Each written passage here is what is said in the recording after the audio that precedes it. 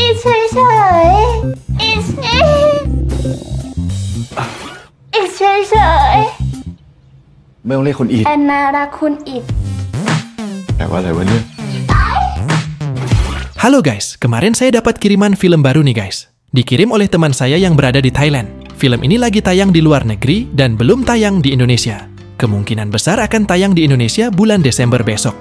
Dan di kesempatan kali ini, filmku menjadi yang pertama menceritakan dan mengupload film ini. Oh iya, perkenalkan nama saya Momo, yang berasal dari Pekanbaru. Film ini berjudul Robot Toys yang dirilis pada tahun 2024. Film ini berkisah tentang seorang pemuda bernama Karyo, yang ditinggal wafat oleh ayahnya. Cerita kemudian flashback ke masa kecil Karyo yang penasaran ketika mendengar suara berkuda di sebuah ruangan, dan ketika dia masuk, ternyata sang ayah sedang membuat video dokumentasi tentang bagaimana cara menanam bibit yang baik dan benar.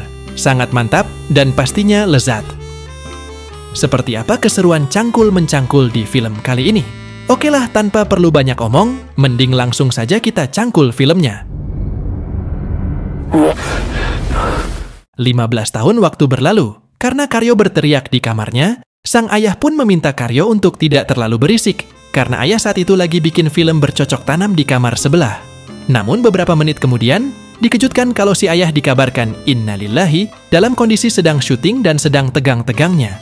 Para medis pun kemudian datang dan membawanya menggunakan ambulan. Di saat itu, temannya bernama Lisa pun ikut berada di sana dan berniat untuk menghiburnya. Seminggu berlalu, Karyo mendapatkan sebuah kiriman paket yang cukup besar, dan Karyo tidak tahu siapa pengirimnya. Karena penasaran, Karyo pun membukanya. Well, saat Karyo membuka paket tersebut, Karyo dikejutkan dengan sebuah robot ciwi cantik di dalamnya. Lalu robot tersebut berbicara memperkenalkan diri kalau dia bernama Ana. Robot tersebut pun mengatakan kalau dia akan melakukan apapun yang Karyo inginkan, namun di sini bukannya senang, Karyo malah takut dan langsung lari kocar-kacir keluar rumah.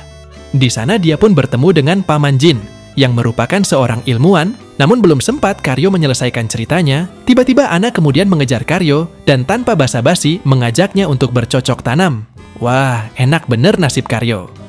Di situ Paman Jin pun meminta Karyo untuk mengucapkan sebuah kode, yaitu umami, agar dapat membuat Ana menjadi diam dan membeku. Paman Jin di sini menjelaskan kalau robot yang diterima itu merupakan sebuah robot percobaan hasil investasi mendiang ayahnya dulu, yang dibuat bertujuan agar bisa membantu Karyo dalam melakukan kegiatan bercocok tanam.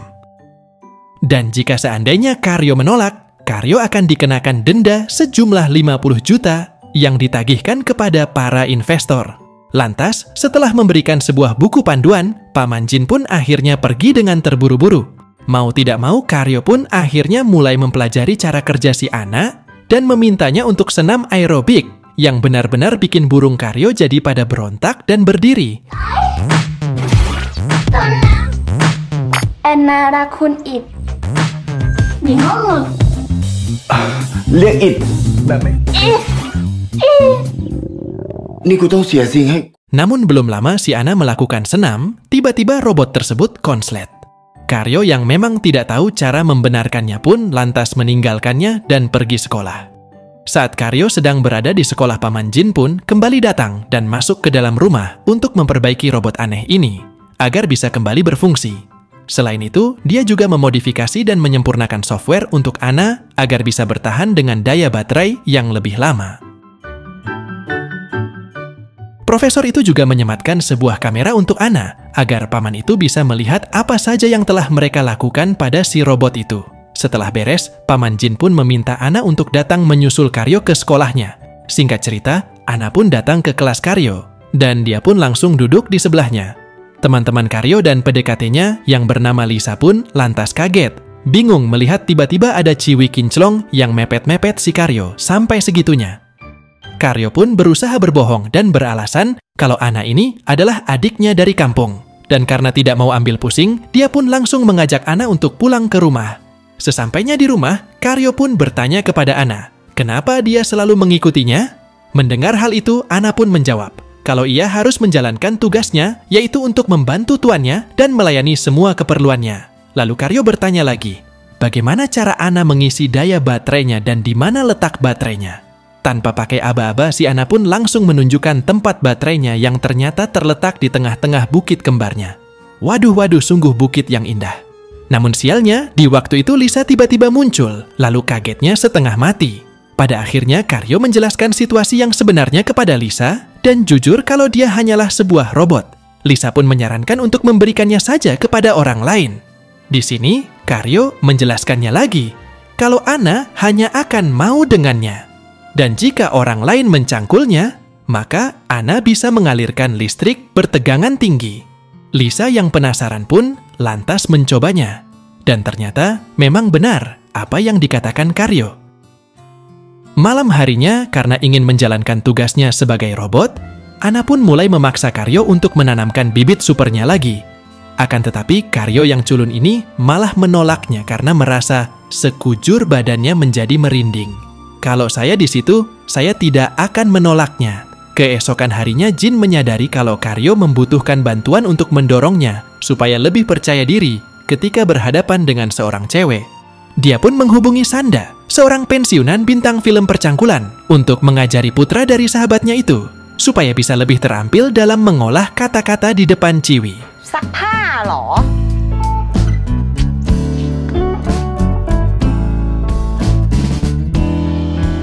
Hari itu juga Sanda pun pergi ke rumah Karyo. Di sana mereka mulai berbincang dan berkata kalau Sanda merupakan teman lama ayahnya. Setelah mengobrol panjang lebar, Sanda pun mulai mancing-mancing nih guys. Namun sayangnya tidak lama kemudian Anna muncul dan langsung memberikan bogeman mentah pada si Sanda. Sambil kesakitan, Sanda pun berpesan untuk jangan sungkan menghubunginya kalau sewaktu-waktu Karyo membutuhkan les privat darinya. Beberapa saat kemudian setelah kepergian Sanda, Lisa pun datang dengan penampilan yang lebih menonjol. Ingin bermaksud mengajak Karyo untuk berangkat sekolah bersama-sama. Sesampainya di sekolah, ketua OSIS yang bernama Ratana menghentikan Anna dan Lisa dan memintanya untuk mengganti armor mereka dengan yang sedikit longgar. Namun Lisa dan Anna pun mengabaikannya.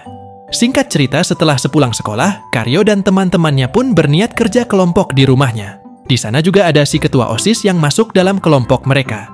Di tengah jalan sebelum ke rumah Karyo, mereka pun bertemu dengan Mbak Sanda. Di sini Sanda pun ikut bersama mereka.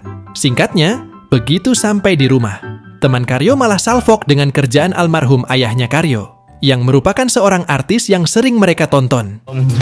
ผมเป็นแฟน ก็ได้ Setelah berkumpul, akhirnya Karyo menceritakan tentang Anna, yang sebenarnya adalah sebuah robot. เงียบไปเลยนะป้า Malam harinya setelah semua teman Karyo pulang, Anna kembali datang dan mengajak Karyo untuk segera mengeluarkan cangkulnya untuk mencangkul kebun cabai miliknya. รับผิดชอบนี่ตัวเองก็ไม่ให้ก่อนมันจะไปสบายใจได้ไงเนี่ย Namun seperti biasa, lagi-lagi Karyo menolaknya dan hanya mengajaknya mengobrol. Anna lalu bertanya seperti apa sosok ayahnya di mata Karyo. Karyo pun menjawab bahwa meskipun ayahnya itu memiliki banyak kekurangan, ia selalu menyayanginya dan tidak pernah malu akan pekerjaannya.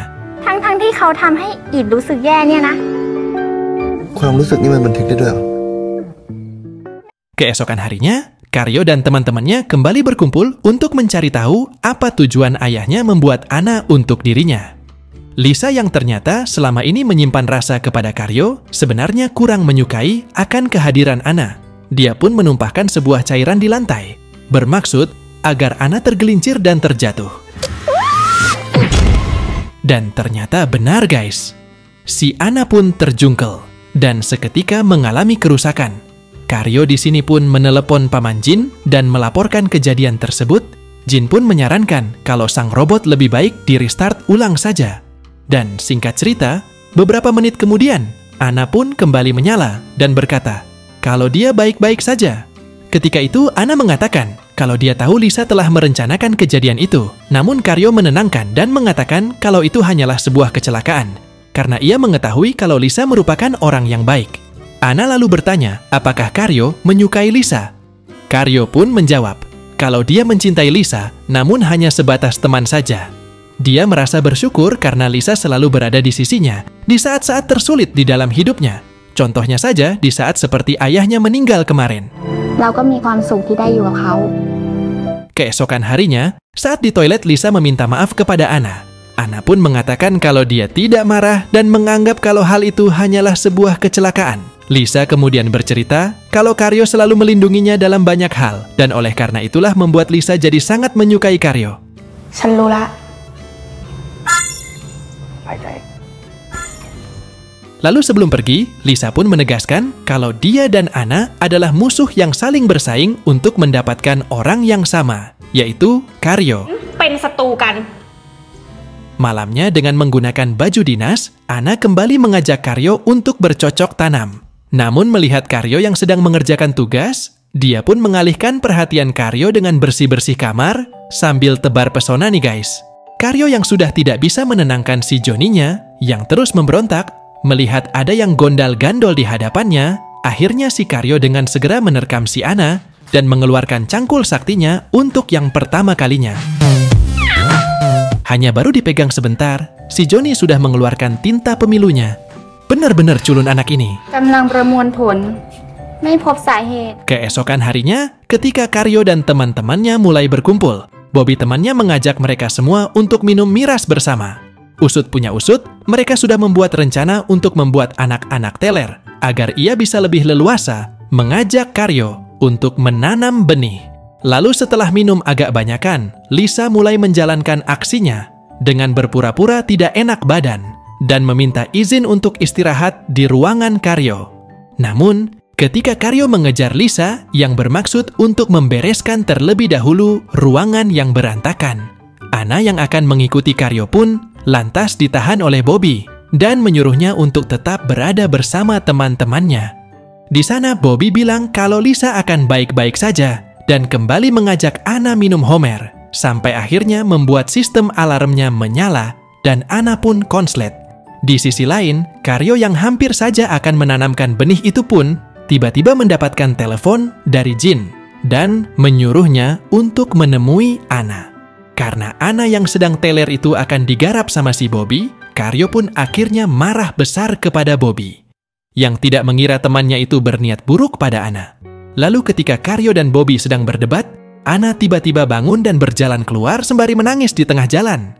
Sampai akhirnya hal itu pun membuatnya dihantam oleh sebuah mobil.